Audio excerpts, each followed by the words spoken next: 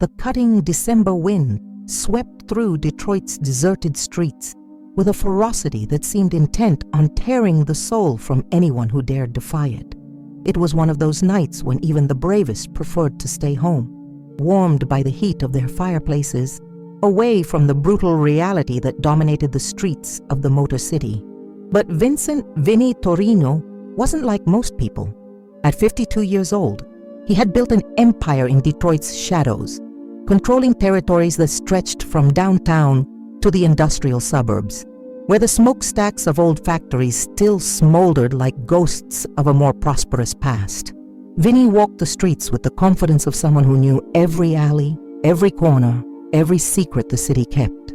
His Italian wool overcoat protected him from the cold, but couldn't warm the ice that had formed in his heart over decades of building and maintaining his criminal empire.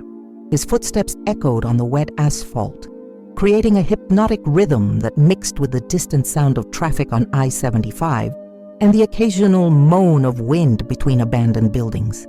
This wasn't a casual walk. Vinny was making his weekly rounds, a tradition he'd maintained since taking control of the Torino family 15 years ago. He believed a leader should know his territory intimately, feel the pulse of the streets, identify problems before they became crises. His men followed at a respectful distance, Tony the Hammer Benedetto and Marco Quick Fingers Rossi, two veterans who had served the family for more than 2 decades. "Boss, it's colder than hell tonight," murmured Tony, adjusting his coat collar while observing the dark windows of surrounding buildings. "Maybe we should head back to the club. Salvatore said he had some issues to discuss about the East Side territories." Vinny nodded but didn't slow his pace. 5 more minutes, Tony. I want to check the alley behind the old Chrysler warehouse. I heard rumors that some kids are using the place to sell drugs without our permission." The alley in question was one of Detroit's many forgotten corners, a labyrinth of concrete and rusted metal that served as a silent witness to urban decay. Dumpsters overflowed with debris that the wind scattered like macabre confetti, and the walls were covered with graffiti that told stories of despair and rebellion. It was the kind of place where dirty business was conducted and where people disappeared without a trace. When Vinny turned the corner and entered the alley, a strange sensation invaded him. It wasn't fear. He had overcome that emotion long ago. It was something different, an uneasiness he couldn't explain. The wind seemed stronger there, creating an almost supernatural sound as it passed between buildings. Shadows danced under the weak light of a street lamp that flickered intermittently, creating an atmosphere that seemed straight out of a film noir. That's when he heard it. A sound so faint that initially he thought it was just the wind, or perhaps a lost cat. But there was something different about that sound, something that made his heart race in a way he hadn't felt in years. He stopped abruptly, raising his hand to signal that his men should do the same. "Did you hear that?" whispered Vinny, his dark eyes scanning the shadows around them. Tony and Marco exchanged confused looks. "Hear what, boss?" asked Marco, his hand instinctively moving toward the weapon hidden under his coat. Vinny remained motionless, concentrating intensely. And then he heard it again, a weak cry, almost inaudible, that seemed to come from somewhere near a pile of garbage at the end of the alley. It wasn't the cry of an animal. It was something much more disturbing, and at the same time, touching. "Stay here," ordered Vinny, beginning to walk slowly toward the sound. Each step seemed to echo like thunder in his ears, and he could feel his heart beating with an intensity he hadn't experienced since his early days in organized crime. As he approached the pile of garbage, the crying became clearer, more desperate. That's when he saw it. A dark canvas bag, partially hidden among wet cardboard boxes and torn garbage bags. The bag moved slightly, and the sound was definitely coming from inside it, with hands that trembled imperceptibly, something that surprised him as his hands never trembled. Vinny knelt beside the bag. The smell of the alley was nauseating, a mixture of decomposing garbage, urine, and the metallic odor of rain on rusted metal. But there was something more, something that made him swallow hard, the unmistakable smell of human despair. Carefully, he untied the knot that kept the bag closed. His hands, which had held weapons, signed death sentences, and built an empire based on fear, now worked with a delicacy he didn't know he possessed. When he finally managed to open the bag, what he saw hit him like a punch to the stomach. Inside the bag was a baby, a girl, from what he could see, no more than a few months old. Her skin was bluish from the cold, and she was wrapped only in a thin blanket that barely offered protection against Detroit's freezing wind. Her small fists were clenched, and she cried with a strength that seemed impossible for something so small and fragile. But it was when she opened her eyes, large, dark, and full of an innocence that contrasted brutally with the surrounding environment, that Vinny felt something break inside his chest. The child looked directly at him, and for an impossible moment it seemed like she recognized him. And then, in a voice so small it could have been just his imagination, he heard the word that would change his life forever. "Mommy!" The word came from the baby's tiny lips like a whisper, but to Vinny it sounded like a scream that echoed through all the walls he had built around his heart.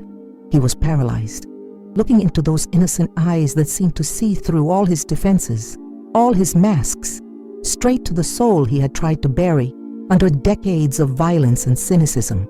"Boss, is everything okay?"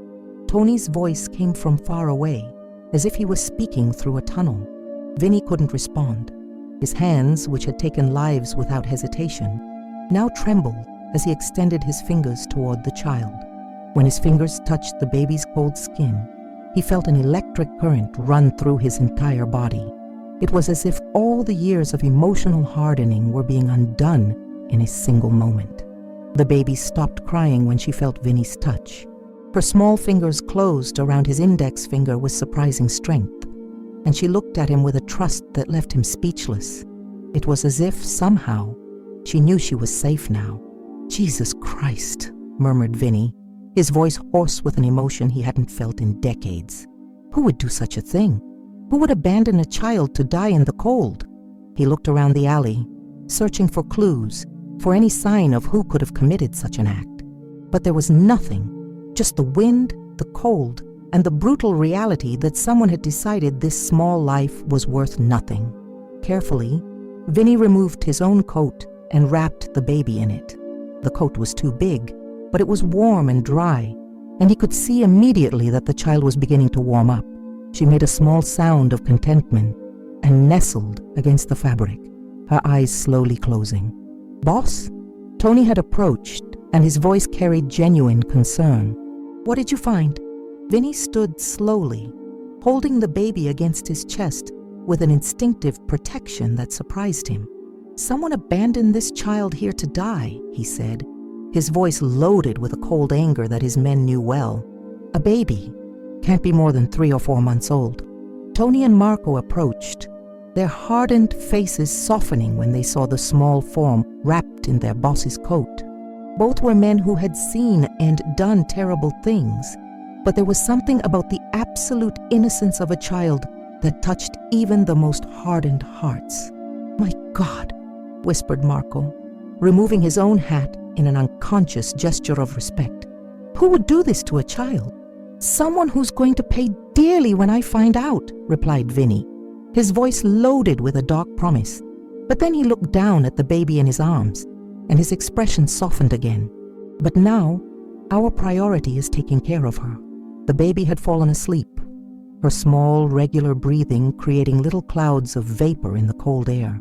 Vinny could feel the warmth of her small body through the coat, and something inside him, something he thought had died long ago, began to awaken.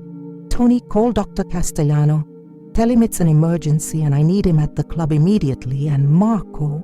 Vinny paused, looking once more at the child in his arms. "I want you to find out everything about this alley. Talk to all our contacts in the area. Someone saw something. Someone knows who did this." "Yes, boss," both men responded in unison. But Vinny could see the confusion in their eyes.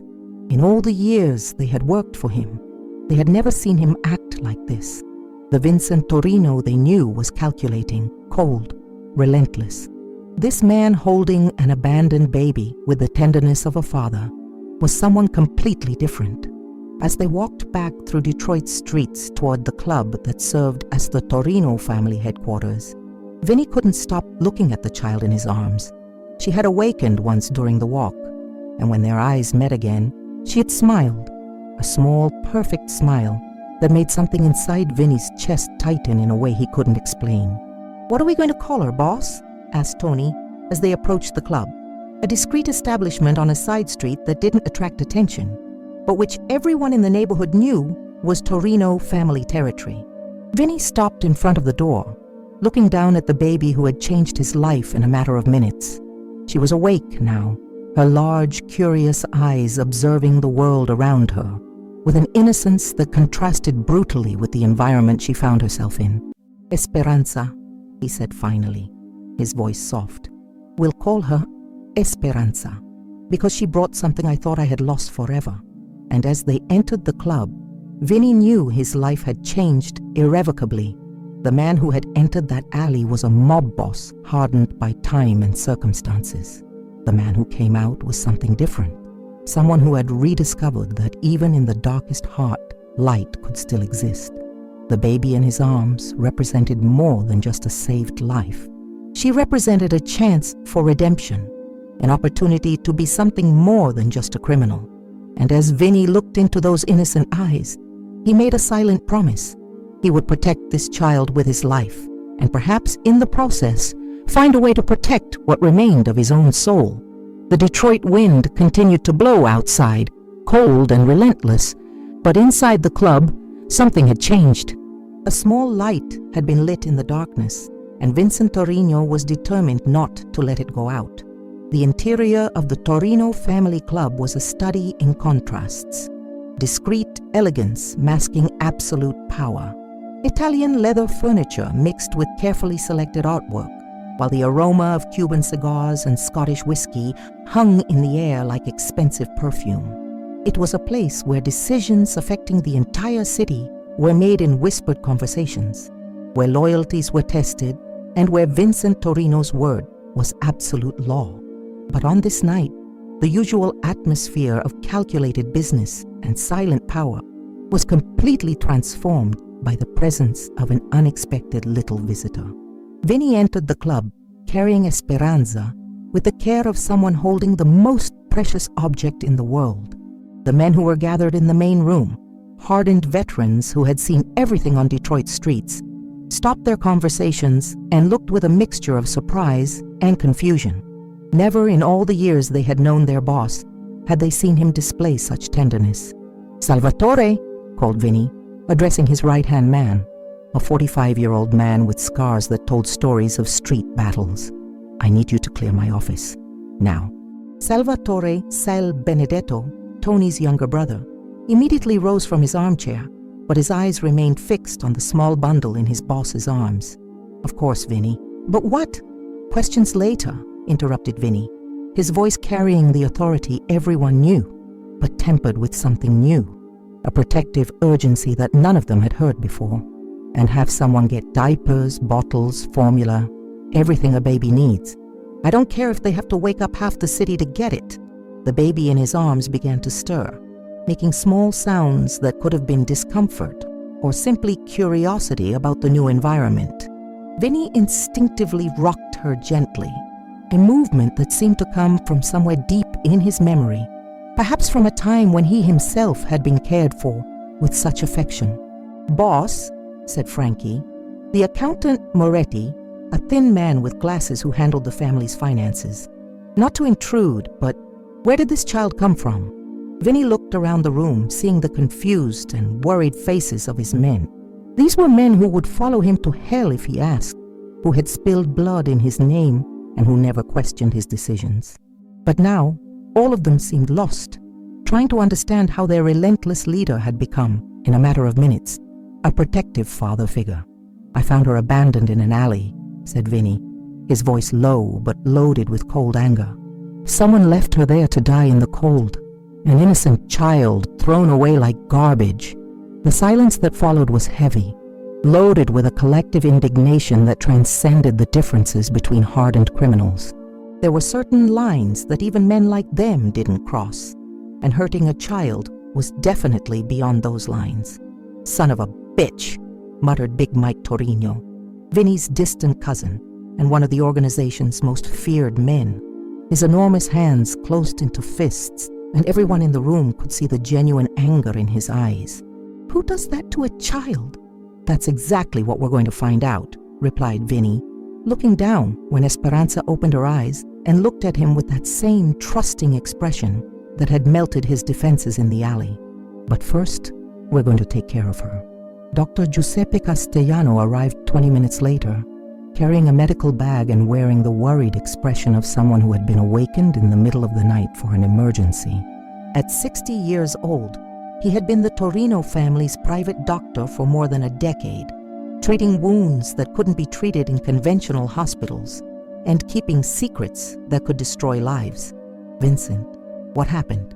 he asked, entering the office that Salvatore had quickly transformed into a more suitable space for a child. Tony said it was an emergency involving a child. Vinny was sitting in his leather chair, but the scene was surreal. The feared mob boss gently holding a baby, whispering soft words in Italian that he hadn't spoken in years. "Doctor, I need you to examine her. I want to make sure she's okay." Dr. Castellano approached, his professional eyes immediately assessing the situation. "May I?" he asked, extending his hands. Vinny hesitated for a moment, an instinctive reluctance to let the child leave his arms. But then carefully, he transferred Esperanza to the doctor's experienced hands. The baby protested briefly, her small arms reaching toward Vinny, and he felt a pang in his chest that surprised him with its intensity. "She's approximately 3 months old," said Dr. Castellano after a careful examination. "And considering the circumstances, she's in surprisingly good condition, slightly dehydrated and with signs of cold exposure, but nothing that can't be treated with proper care." "And how long was she out there?" asked Vinny, his voice tense. "Hard to say for certain, but from her condition, I'd say no more than a few hours. You found her just in time." The doctor paused, looking at Vinny with a curious expression. "Vincent, may I ask what your plans are for the child?" It was a question that Vinny had avoided asking himself since the moment he found Esperanza. Logically, he knew he should turn her over to the authorities, let the system take care of her. But every time he thought about separating from the child, something inside him rebelled violently. "She stays with me," he said finally, the words coming out with a certainty that surprised him. "I'm going to take care of her." Dr. Castellano frowned.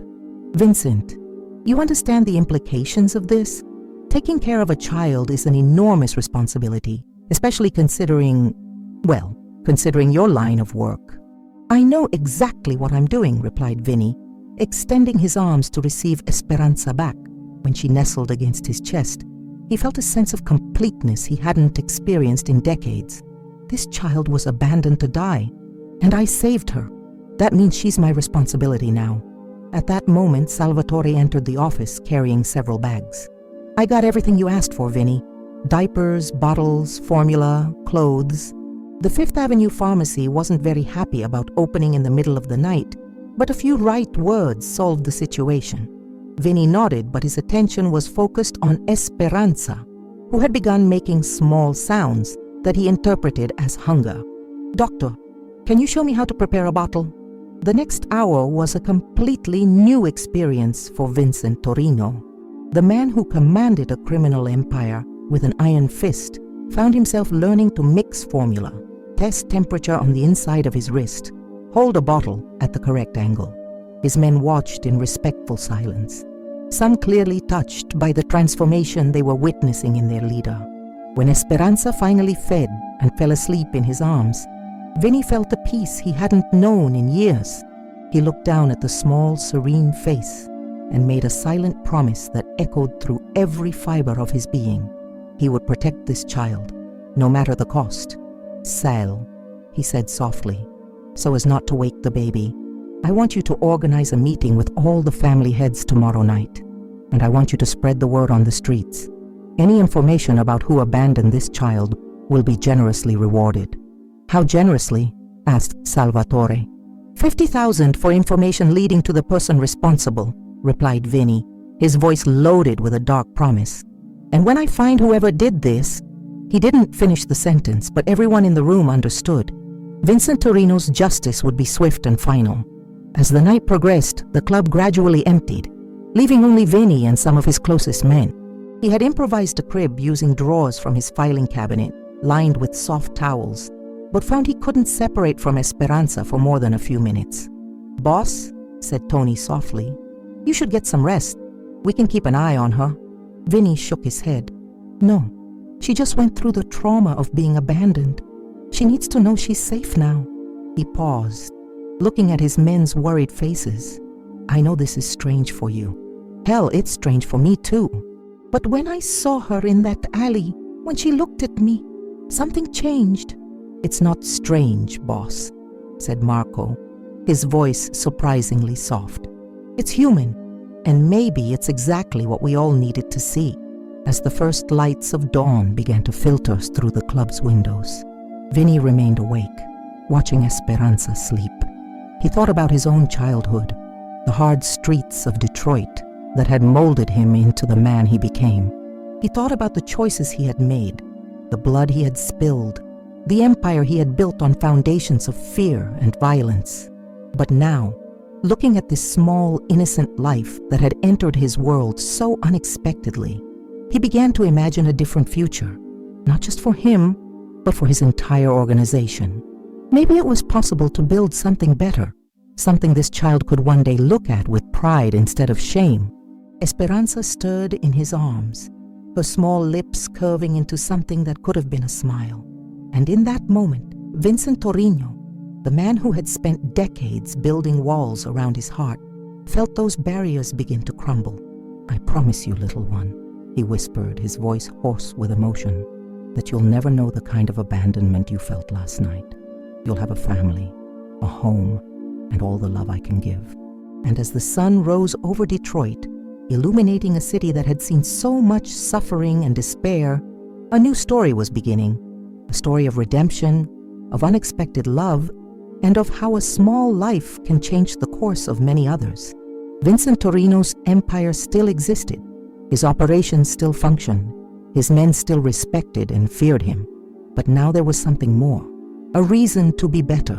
A motivation to build a legacy that was more than just power and fear. Esperanza had brought hope not just for herself, but for everyone around her. And this was just the beginning. 3 weeks had passed since that fateful night in the alley, and the Torino Family Club had transformed almost beyond recognition. What had once been a masculine sanctuary of dark business and whispered conversations now echoed with completely different sounds. The occasional cry of a baby, the clinking of bottles being prepared, and something even more surprising, the sound of genuine laughter. Vincent Torino had adapted to fatherhood with a determination that surprised even his most loyal men. The man who once slept only 3 hours a night, always alert for threats and opportunities, now organized his entire life around Esperanza's feeding and sleeping schedules. His office had been partially converted into an improvised nursery, complete with a mahogany crib he had specially made, colorful mobiles that contrasted strangely with the weapons stored in the nearby safe, and stacks of diapers that occupied the space where illicit business documents once lay. On this particular January morning, Vinny was sitting in his leather chair, holding Esperanza while she played with the buttons of his Italian shirt. The child had grown visibly in the past weeks, her eyes becoming more alert and expressive, her skin recovering the healthy pink color that the cold had almost taken away. She had developed the habit of smiling whenever she saw Vinny, a smile that had the power to completely melt the defenses of Detroit's most feared man. "She's getting bigger every day," observed Dr. Castellano, who had become a regular visitor to the club, monitoring Esperanza's development with the care of a devoted grandfather. "And smarter too. Look how she observes everything around her." It was true. Esperanza had developed an intense curiosity about her environment, her large eyes following every movement, every sound. She seemed particularly fascinated by Vinny's men, who had one by one succumbed to her innocent charm. Big Mike, the intimidating giant who could break bones with his bare hands, now spoke to her in a soft, caring voice that no one knew he possessed. Salvatore had become an expert at making funny faces that made her laugh, and even Frankie, the always serious accountant, had been seen humming Italian lullabies while organizing the account books. "Vinny," said Salvatore, entering the office with a serious expression that contrasted with the domestic atmosphere. "We have news about the investigation." Vinny looked up, his expression immediately hardening. In the past 3 weeks, he had mobilized all his organization's resources to discover who had abandoned Esperanza. The reward had increased to $100,000, and practically every informant in the city was working on the case. But so far, the leads had been frustrating and inconclusive. "What did you find?" asked Vinny, his voice low so as not to frighten Esperanza, who had fallen asleep in his arms. "Marco found a woman who works the night shift at Detroit Medical Center. She remembers a young girl who gave birth about a month ago, alone, without identification documents. The girl disappeared from the hospital before they could ask routine questions." Vinny felt a mixture of anger and something that could have been compassion. "Continue. The description matches a girl that some of our contacts saw in the area where you found Esperanza. Dark hair, very young, maybe 16 or 17 years old. She looked scared, desperate." Salvatore paused, clearly uncomfortable with what he had to say next. "Vinny, there's more. We discovered she might be involved with drugs. Not as a dealer, but as a user." Vinny's jaw tightened, but he forced his voice to remain calm. "Where is she now?" "We're still looking." "But Vinny," Salvatore hesitated, looking at Esperanza sleeping peacefully in his boss's arms. "Are you sure you want to find her? I mean, if she was using drugs, if she abandoned the child, maybe it's better to leave things as they are." Vinny looked down at Esperanza's serene face. In the past weeks, he had allowed himself to imagine that she was really his daughter, that somehow fate had conspired to bring her into his life. The idea of confronting the biological mother, of potentially having to make difficult decisions about the child's future, filled him with an anxiety he wasn't used to feeling. "No," he said finally, his voice firm. "I need to know the truth. Esperanza deserves to know the truth. And if there's a chance, even a small one, that her mother can be helped." He didn't finish the sentence, but Salvatore understood. Despite all his hardness, Vincent Torino had always had a peculiar moral code. He could be ruthless with enemies and traitors, but there were certain lines he didn't cross, certain vulnerabilities that awakened his protection rather than his predation. That afternoon, while Esperanza slept in her crib, Vinny received a call that would change everything. It was Marco, and his voice carried an urgency that made Vinny's heart race. "Boss, we found her, the baby's mother, but you need to come here now. She's in a very bad situation." Vinny felt a knot form in his stomach. "Where?" "Sunrise Motel on 8 Mile Road, room 237. And Vinny, bring Dr. Castellano. She's going to need medical help." The Sunrise Motel was exactly the kind of place Vinny expected. A decadent establishment that asked few questions and accepted cash payment. The parking lot was full of old cars and some motorcycles, and the smell of cigarettes and despair seemed to permeate the very air. Vinny climbed the external stairs with Dr. Castellano at his side, each step echoing like a war drum in his ears. Marco was waiting outside room 237, his somber expression saying everything Vinny needed to know before even entering. "How is she?" asked Dr. Castellano, already opening his medical bag. "Bad," Marco replied simply. "Very bad." Vinny took a deep breath and opened the door. The room was small and dirty, with peeling wallpaper and a musty smell that made eyes water. But it was the figure on the bed that made Vinny stop abruptly. It was a girl, no more than 17 years old, with tangled dark hair and pale skin that seemed almost translucent. She was conscious, but her eyes had the glassy quality of someone under the influence of heavy drugs. Who are you?" she asked, her voice weak and hoarse. "I didn't do anything wrong." Dr. Castellano immediately approached, his medical instincts taking control. "I'm a doctor," he said softly. "I'm here to help. What's your name?" "Maria," she whispered, trying to sit up in bed, but clearly struggling against weakness. Maria Santos, please. I don't have money to pay for a doctor. Vinny approached slowly, his emotions in conflict. This was the person who had abandoned Esperanza to die in the cold. But looking at her now, he saw not a monster, but a frightened and desperate child. Maria, he said, his voice surprisingly gentle, did you recently have a baby? Maria's eyes immediately filled with tears, and she began to tremble. I couldn't take care of her. I had no choice. I was very sick, and I had no money, and where is the baby now? Asked Vinny, although he already knew the answer. I left her where someone could find her, sobbed Maria. I thought someone who could take better care of her than I could would find her. I didn't want to hurt her. I love her, but I couldn't. Dr. Castellano had finished his preliminary examination and approached Vinny with a grave expression. She's in severe withdrawal, he whispered. Heroin, from what I can see. And she's malnourished and dehydrated. She needs immediate medical treatment. Vinny looked at Maria, who had curled up in a ball in the corner of the bed, sobbing uncontrollably. Part of him wanted to feel anger, wanted to blame her for what Esperanza had gone through. But all he could see was a child who had made an impossible decision under desperate circumstances. Maria, he said, sitting carefully on the edge of the bed, your daughter is safe.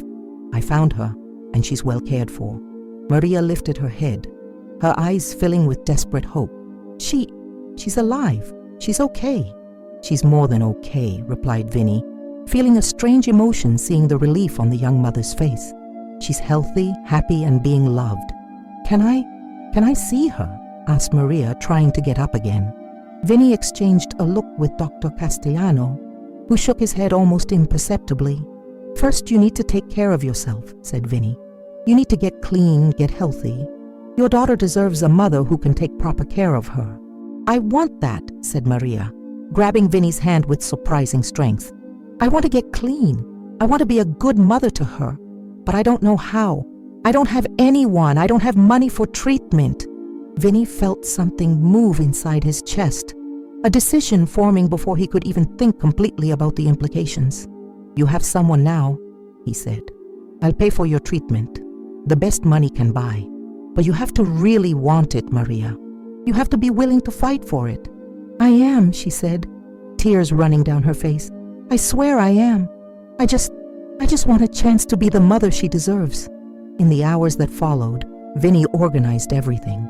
Maria would be admitted to a private and discreet rehabilitation clinic where she would receive the best available treatment.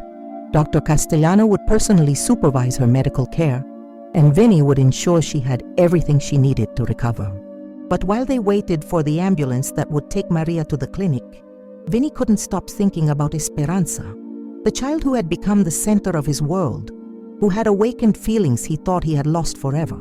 The idea of eventually having to return her to Maria filled him with a pain he didn't know how to process. Vinny, said Dr. Castellano softly, as if reading his thoughts, you know this could take months, maybe years, and there's no guarantee she'll be able to stay clean. I know, replied Vinny, looking through the motel's dirty window at Detroit streets. But it's the right thing to do. Esperanza deserves the chance to know her biological mother, and Maria deserves the chance to redeem herself. And you? Asked the doctor. What do you deserve in this situation? Vinny didn't respond immediately. He thought about Esperanza, sleeping peacefully in her crib at the club, trusting him completely to protect and love her. He thought about how his life had changed in the past weeks, how he had discovered a capacity for love he didn't know he possessed. I deserve the chance to do the right thing, he said finally, even if that means sacrificing my own happiness. When the ambulance finally arrived and took Maria to the clinic, Vinny remained in the motel parking lot for a long time, looking at Detroit's gray sky. He had made a decision that could eventually cost him the most precious thing he had ever had, but he knew it was the right decision. Esperanza had entered his life as a miracle, awakening the best in him. Now he had to trust that no matter what happened, that awakening had changed not just his life, but who he was fundamentally.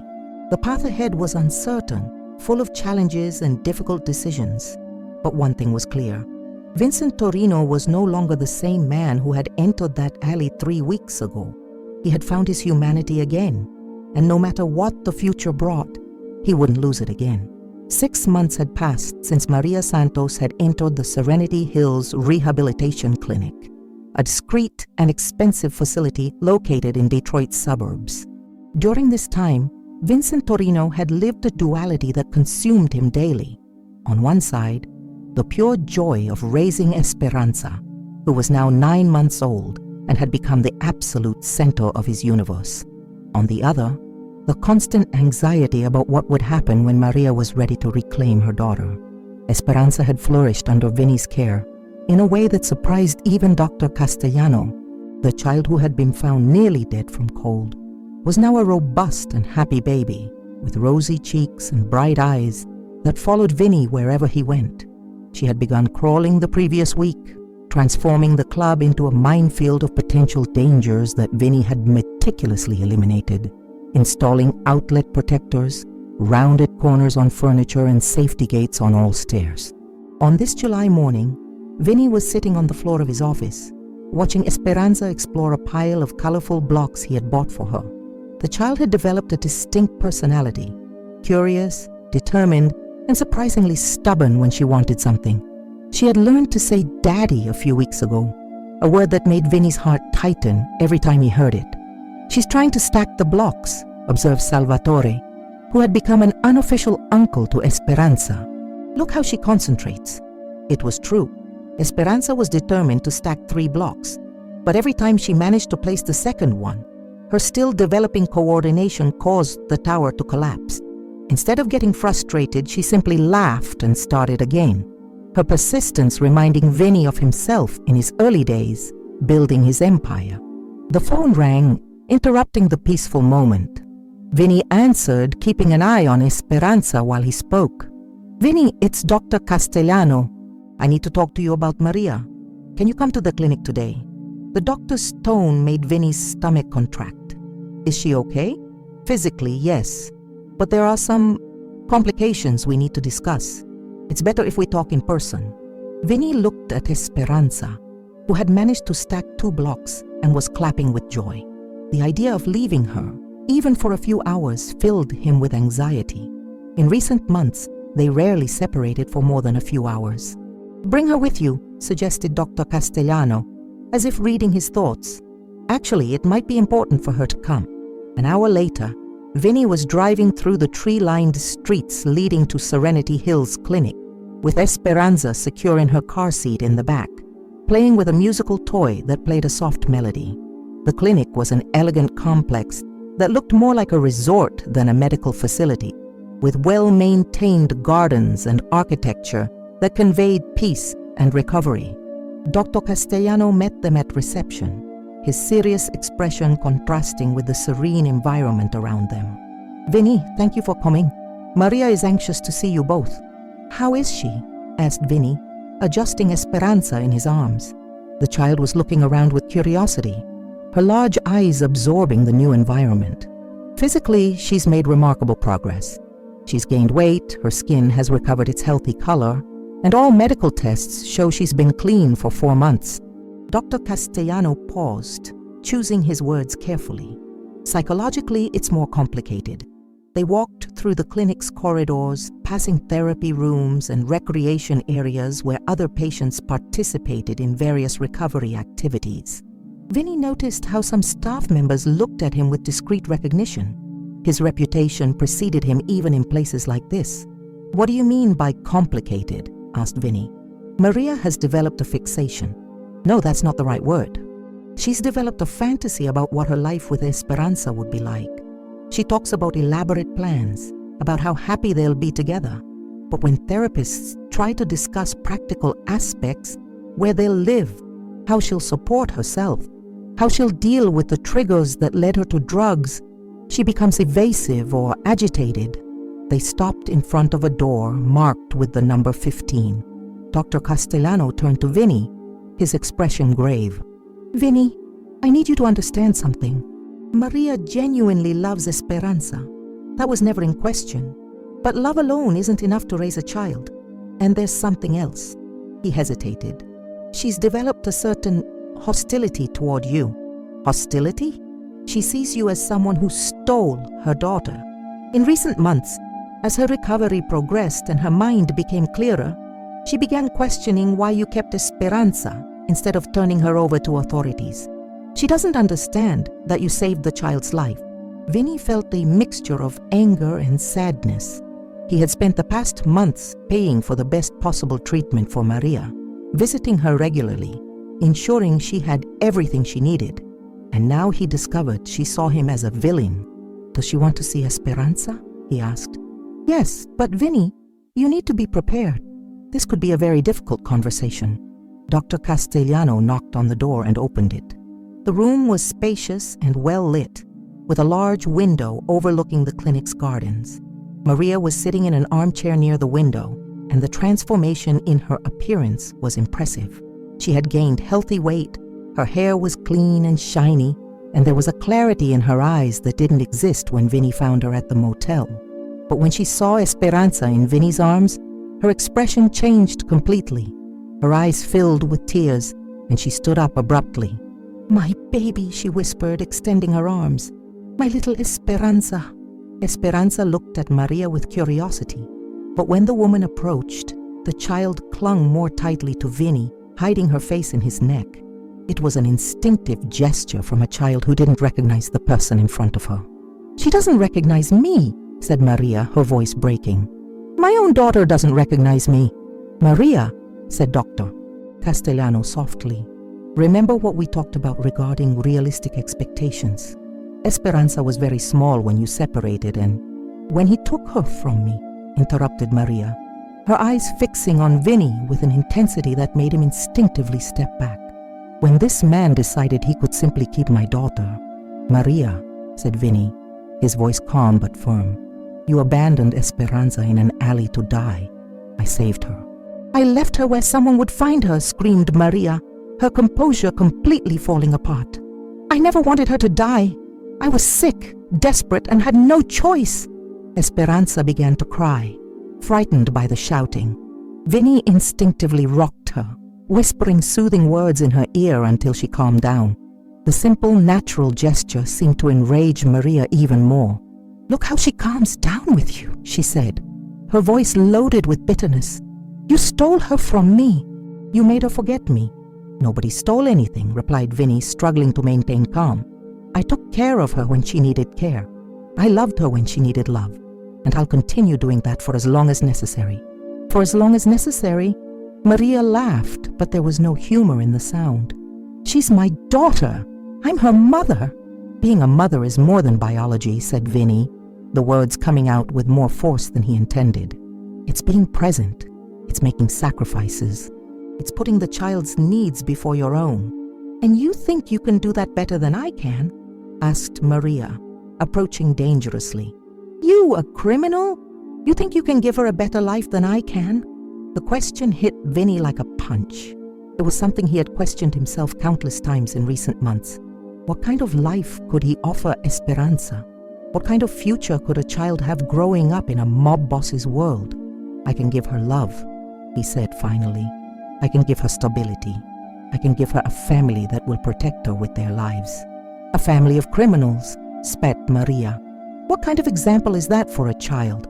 Dr. Castellano intervened before the situation could escalate further. "Maybe we should take a break. Emotions are running too high right now." But Maria wasn't finished. "I want my daughter back," she said, her voice now cold and determined. "I'm her legal mother. I've recovered, I'm clean, and I want my daughter back." Maria," said Dr. Castellano carefully. "You still have several weeks of treatment ahead, and after that, you'll need a solid plan for—" "I have a plan," she interrupted. "I'm going to leave here, get a job, find an apartment, and raise my daughter, as it should have been from the beginning." Vinny looked at Esperanza, who had fallen asleep in his arms, despite the tension in the room. She seemed so small, so vulnerable. The idea of handing her over to an uncertain situation filled him with terror. "What if you relapse?" he asked. "What if you can't handle the stress of raising a child alone? What happens to Esperanza then?" "That won't happen," said Maria, but there was an uncertainty in her voice that didn't go unnoticed by anyone in the room.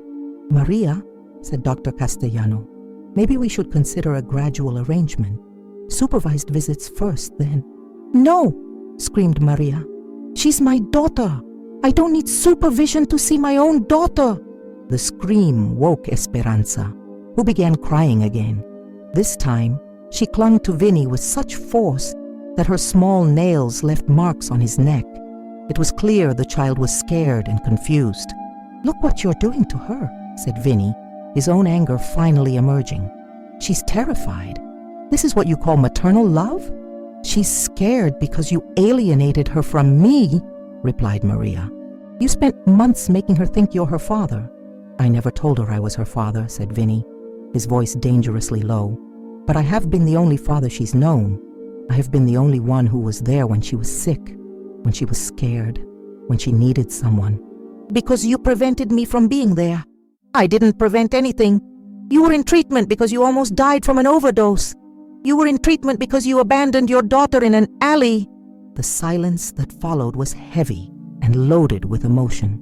Maria began to cry, large tears rolling down her face. Esperanza had stopped crying, but remained clinging to Vinny, her large eyes observing the strange woman who seemed so disturbed. I know I made mistakes, said Maria finally, her voice broken. I know I did terrible things, but I've recovered, I've changed, and I want a chance to be the mother she deserves.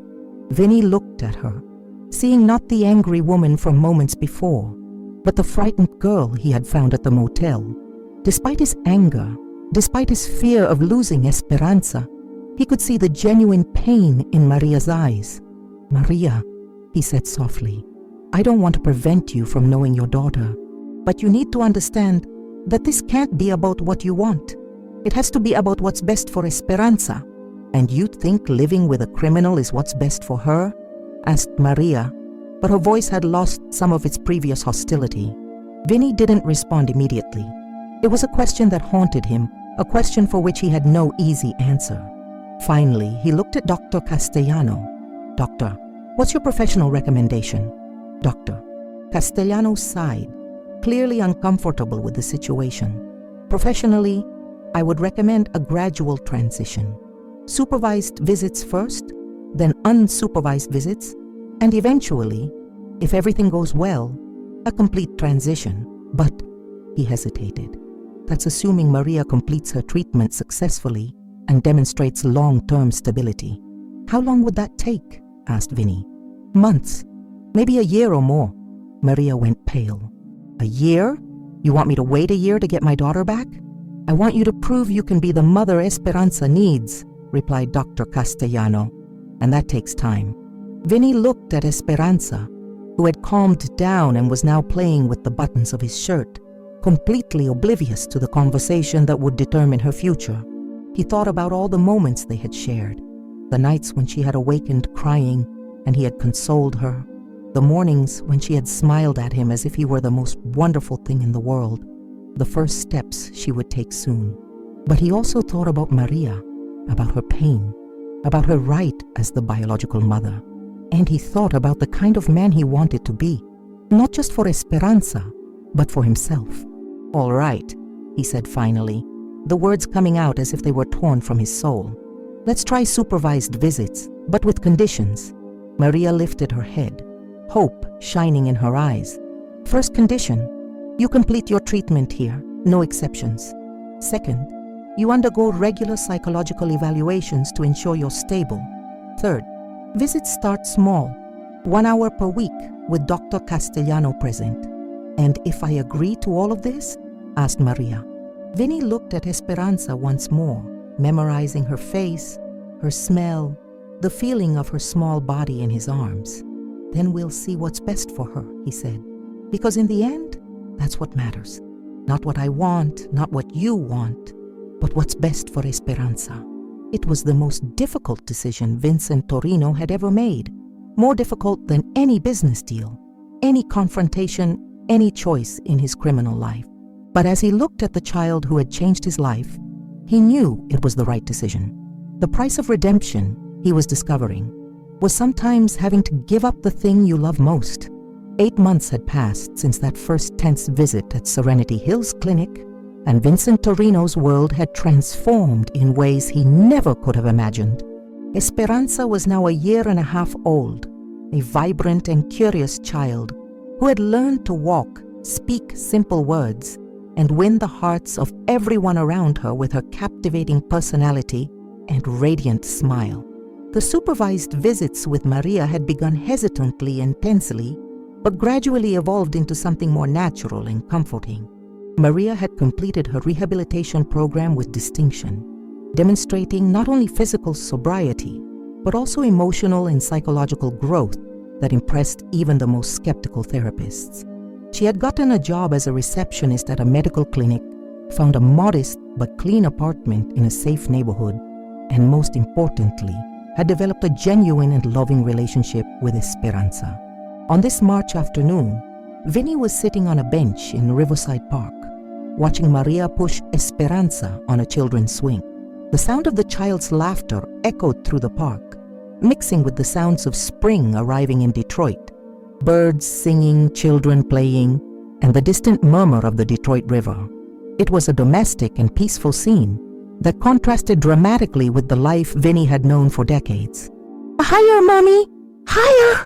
shouted Esperanza, her small hands gripping the swing chains tightly.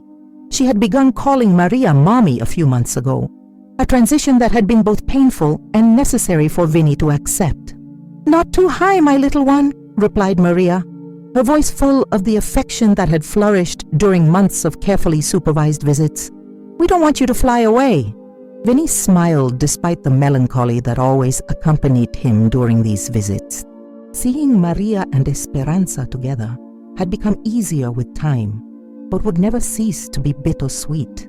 He could see the genuine love between mother and daughter, could see how Esperanza had adapted to Maria's presence in her life, and knew he was witnessing something beautiful and right. Dr. Castellano approached and sat beside Vinny on the bench. At 61 years old, the doctor had become more than just a hired professional. He had become a confidant, a counselor, and perhaps the closest thing to a true friend Vinny had had in years. "How are you feeling today?" asked the doctor, observing the interaction between Maria and Esperanza. "Like always," replied Vinny, proud of her, happy to see her so content, and terrified of what's to come.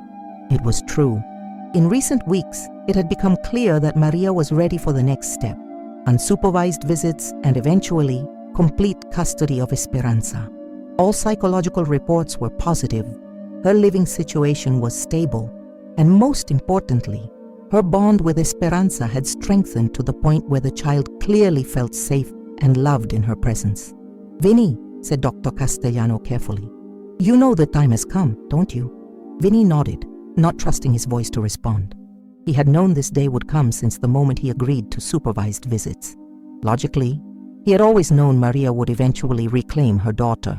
Emotionally, however, he had allowed himself to hope that maybe, somehow, they could find an arrangement that would allow him to remain a central part of Esperanza's life. "Has she mentioned anything to you?" asked Vinny. "Yesterday. She wants to talk to you about the transition. She has some proposals."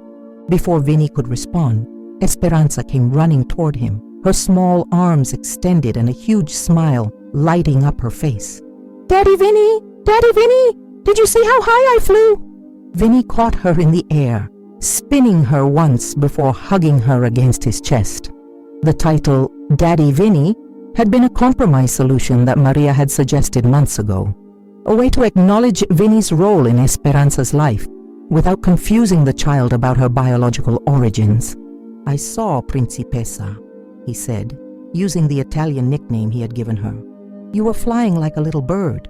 Mommy said we can feed the ducks after," said Esperanza, pointing to the small lake where several families were scattering breadcrumbs for ducks swimming lazily in the water. "That sounds like a wonderful adventure," replied Vinny, setting her down. "Go tell Mommy we're ready." As Esperanza ran back to Maria, Dr. Castellano observed Vinny carefully. "You're handling this better than I expected." "Am I?" Vinny laughed, but there was no humor in the sound, because inside, I feel like I'm dying a little more each day. That's normal, Vinny. You raised this child for more than a year. She became your daughter in every way that matters except biologically.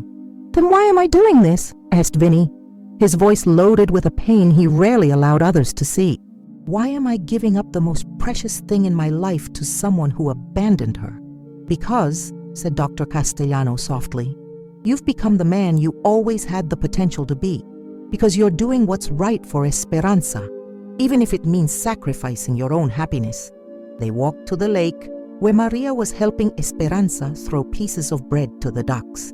The child laughed delightedly every time a duck approached to get the food, and Maria smiled with a joy that Vinny had rarely seen during the first months of visits. Vinny, said Maria when he approached, can we talk after Esperanza finishes feeding the ducks? Of course, he replied, though his stomach contracted with anxiety. 20 minutes later, while Esperanza played on a nearby playground under Dr. Castellano's watchful eye, Maria and Vinny sat on a bench overlooking the lake. The silence between them was comfortable now, very different from the hostile tension that had characterized their first encounters. Vinny, began Maria, I want you to know that I'll never forget what you did for Esperanza. You saved her life, and more than that, you loved her when she most needed love. Vinny nodded, not trusting his voice. I also want you to know that I understand how difficult this must be for you. I see how she looks at you, how she lights up when you arrive. You're not just Daddy Vinny to her. You're really a father to her. Maria, began Vinny, but she raised her hand. Let me finish, please. I spent a lot of time angry at you, blaming you for stealing my daughter. But I understand now that you didn't steal anything. You filled a void that I created with my own choices. She paused, looking at Esperanza, who was bravely climbing a small climbing structure. I want full custody of Esperanza, she said finally, but I don't want you to disappear from her life. Vinny looked at her, surprised. What do you mean? I mean you'll always be welcome in our lives. Regular visits, holidays together, maybe even occasional vacations. Esperanza needs you, Vinny. She needs the love and stability you can offer. And you're comfortable with that? Asked Vinny, barely daring to believe what he was hearing. Comfortable having a man like me involved in your daughter's life? Maria smiled, and for the first time since they'd met, it was a genuinely warm smile. Vinny, I don't care what you do for a living. I care about the kind of man you are with my daughter. And with her, you're gentle, protective, loving. You're exactly the kind of father figure I'd want her to have. Vinny felt tears sting his eyes, an emotion he had learned not to repress in recent months. Maria, you don't know what this means to me. I do, she said softly, because I see in your eyes the same love I feel for her. They sat in silence for a few minutes, watching Esperanza play. The child had made friends with another boy on the playground and was sharing her toys with the natural generosity that characterized her personality. There's one more thing, said Maria. I want you to know that if anything happens to me, if I relapse, if I get sick, anything, I want Esperanza to go to you.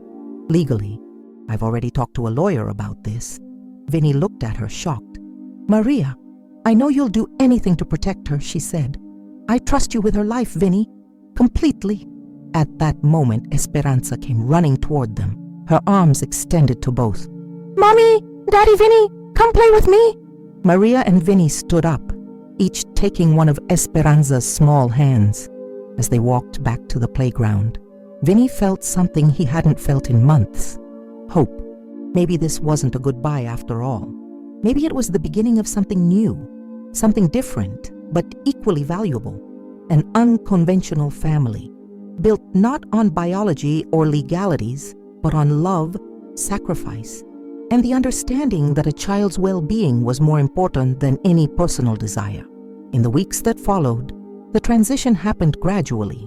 First, Esperanza spent one night a week at Maria's apartment, then an entire weekend. Finally, she moved permanently with Maria, but continued to visit Vinny regularly. The Torino family club was never the same.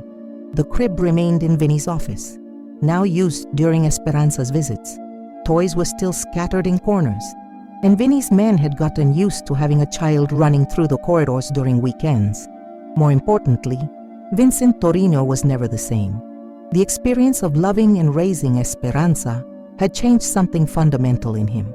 He still ran his organization, still made difficult decisions, still commanded respect and fear on Detroit's streets. But now there was a humanity in his actions that hadn't existed before. He began using his influence to protect other vulnerable children in the city. He established anonymous funds for rehabilitation clinics and youth shelters. And whenever his men brought information about children in danger, Vincent Torino personally ensured they received the help they needed. On a December night, exactly 2 years after finding Esperanza in that alley, Vinny was sitting in his office, watching the 3-year-old child play with a set of building blocks. Maria was in the club's kitchen, preparing hot chocolate, a tradition they had developed for their winter visits. "Daddy Vinny," said Esperanza, looking up from her elaborate construction. "Are you happy?" It was a simple question, asked with the direct innocence of a child. But it hit Vinny straight in the heart. He looked at her bright eyes, her confident smile, her vibrant personality that illuminated any environment she entered. "Yes, Principessa," he said, picking her up. "I'm very happy." And it was true. His life hadn't unfolded the way he had imagined when he found Esperanza in that alley. He wasn't her primary father, didn't see her every day, wasn't the first person she looked for when she was scared or hurt. But he was loved by her, and she by him, and that had proven to be enough. Maria entered the office carrying 3 mugs of hot chocolate, her face radiant with the happiness that had become her default expression in recent months. "Did someone order hot chocolate?" "Me! Me!" shouted Esperanza, extending her small hands. As the 3 sat together, sharing hot chocolate and stories from the day, Vinny reflected on the journey that had brought them to this point. It had begun with abandonment and despair, but had evolved into something beautiful, an unconventional but genuine family. Esperanza had taught them all about the true meaning of family. It wasn't about blood or legalities or social conventions. It was about love, sacrifice, and the willingness to put a child's well-being above all other desires. Vincent Torino had entered that alley as a man hardened by time and circumstances. He had emerged as a father, a protector, and perhaps most importantly, as a man who had rediscovered his humanity. And as he watched Esperanza laugh with Maria about something silly that had happened at the park that day, he knew that every sacrifice, every moment of pain, every difficult decision had been worth it, because in the end, he had helped create not just a happy and healthy child, but a family based on the kind of love that transcends all barriers. And that, Vincent Torino knew, was the greatest legacy any man could leave. The small voice that had said "mommy" in that cold alley had changed everything. It had awakened a heart he thought was dead, had shown him that redemption was possible, and had proven that even in the most unlikely circumstances, love always finds a way. Esperanza had been abandoned to die, but instead, she had brought life. Life to Vincent, life to Maria, and life to everyone who had been lucky enough to know her. She had been the small voice that whispered hope in the darkness, and that hope had transformed into something much greater than any of them could have imagined. The true meaning of family, they had learned, wasn't in how you started, but in how you chose to continue. And they had chosen to continue together, united by love for a child who had changed all their lives for the better.